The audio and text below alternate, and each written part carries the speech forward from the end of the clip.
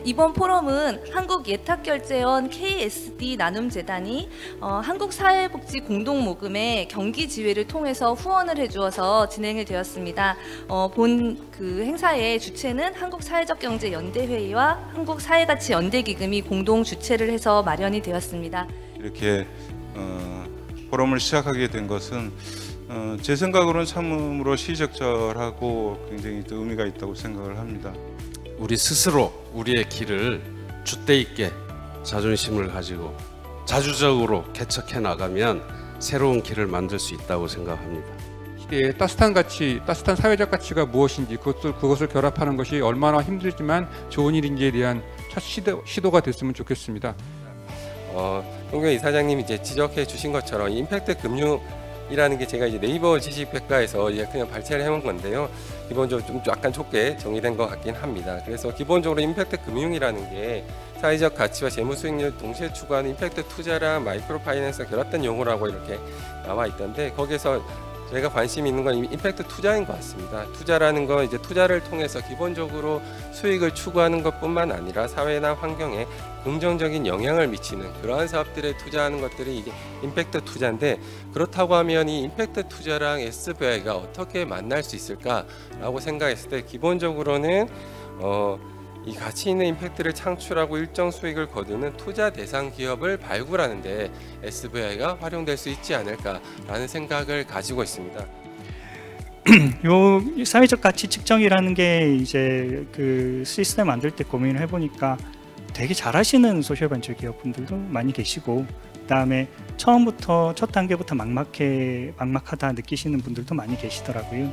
그래서 기본적으로는 이제 모래 샌드박스를 저희가 제공해드리고 만들고 싶은 거 마음대로 만드실 수 있게 하는 그런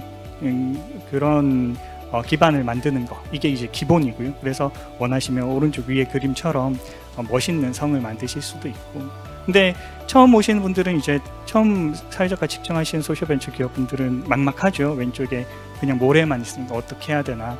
그런 분들을 위해서 저희가 템플릿을 제공해 드립니다. 오른쪽 하단 그림처럼 뭐 조개 템플릿, 불가사리 템플릿 이런 것처럼 산식을 제공해 드리고, 교보문고에 가서 ESG라고 검색해 보면 굉장히 많은 책이 나와요. 예전에는 없었거든요. ESG라는 게 사실 조금밖에 없었어요.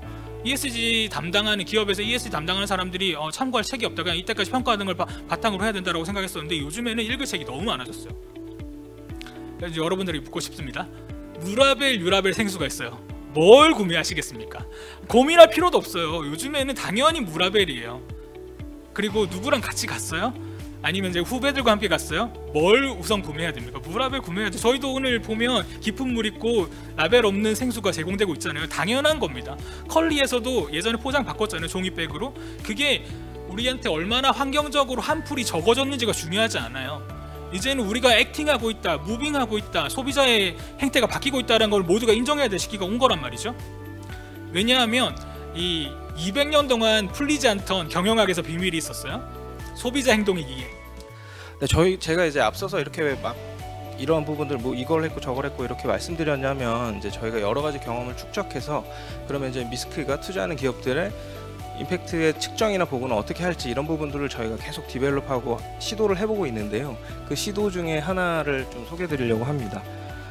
DRT 서비스라고 수요응답형 버스라는 서비스라는 기업이 있습니다. 이 보시는 기업은 스튜디오 갈릴레이라는 그런 기업입니다. 이 기업은 쉽게 말해서 이제 콜버스라고도 부르더라고요. 근데 일정한 노선과 운행 시간표 없이 이용 수요에 따라 탄력적으로 운행하는 그런 교통 서비스입니다. 이걸 들으시면 좀 어디에 적용할지 혹시 생각이 나시나요? 이 기업은 우리 교통이 엄청 막 1시간에 한 대 버스가 있고 놓치면 2시간, 3시간 기다려야 되는 그런 지역에서 충분히 활용할 수 있는 그런 서비스고, 아래 보시는 바와 같이 지방의 지자체들과 함께 적극적으로 시범 사업을 그렇게 진행하고 있습니다. 네, 제가 시간을 최대한 단축해 보려고 막 요약을 하다 보니까 드디어 마지막 페이지입니다.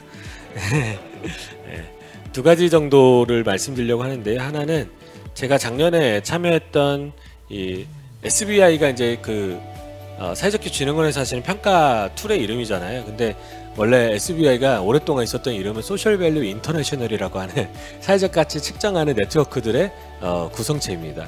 그 소셜밸류 인터내셔널 저희가 한국 리드를 맡고 있는데요. 작년 9월에 있었던 컨퍼런스에 참여했을 때 사진입니다. 이때 주제가 뭐냐면 새로운 프린시플, 원칙, 측정 원칙이 생겼습니다. 그리고 그 측정 원칙은 be responsive입니다. be responsive는 뭐냐면요, 대응적이어야 된다는 건데요. 무엇에 대응적이어야 되냐? 의사결정이에요.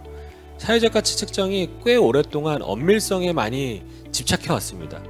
유성재 대표님, 저 기업 소개하고 그 지금 하시는 쪽 소셜 벤처 쪽 그 비즈니스 소개, 그리고 어떻게 임팩트 스퀘어를 좀 만나서 투자를 받게 되는지 이거 좀 간단하게 설명 좀 해주십시오.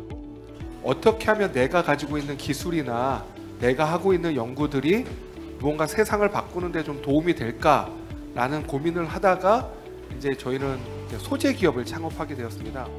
저희의 역할들이 그런 사회적 가치와 관련된 부분을 좀 더 명료하게 만들고, 다행히 또 ESG 트렌드가 있으니까 그런 데 쓸모가 있을 거다라고 설득해 주셨고, 저희도 참여할 수 있어서 굉장히 좋았고, 실제로 친구들이 이 점자를 찍으면서 점자 사용량도 줄어들고 우리가 말하는 걸 바로바로 메모할 수 있고, 그로 인해서 선생님들이 확연하게 그들의 시간을 소비하는 것들에 대해서 뭔가 서포팅하는 시간이 줄어드는 것들이 눈에 보이더라고요.